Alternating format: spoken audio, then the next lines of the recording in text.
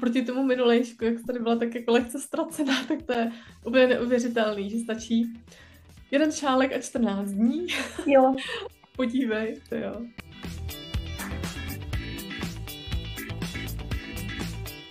Ne, ty za nic nemůžeš. To je koloběh života tak moudrý, až se v něm někdy ztrácíme, abychom se znovu našli plní sil a nové odvahy. Na chodbě před sálem jsem narazila na našeho třídního. Pane profesore, to je skvělé, že jste nakonec přišel. Petr říkal, že nemáte doprovod a asi zůstanete doma. Říkala jsem mu, že vám moc ráda garde udělám, zalaškovala jsem nevinně. Ježíš, co zas? Přestaň pičovat, to jsou holky ze základky, ty tě neukousnou. Nebudu kvůli tobě zase stát celou cestu. Nastrkal Maxe dovnitř a donutil ho posadit se. Už na tohle nemám energii. Nemůžu žít vedle tebe a neustále tě budit z pohádek, který neexistují. Otočil se a zabouchl dveře. Před 11 minutami a 25 vteřinami.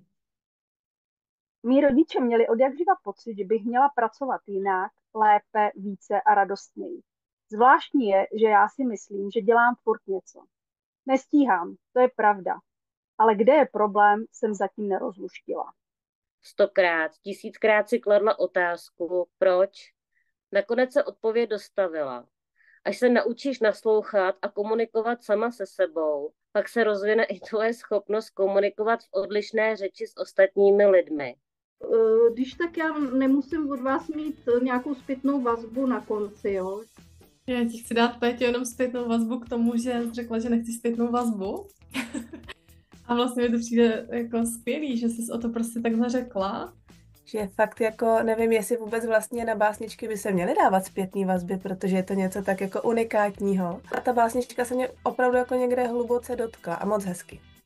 A za ten kratěučkej úsek, co si vlastně tady četla, tak už vím, že chci vědět, jak to bude dál. To nejvíc ze všeho, co teda chci ocenit, je tvoje perfektní práce s dialogem. Proto říkám, příště budu psát už zase jenom o drakách a o démonech.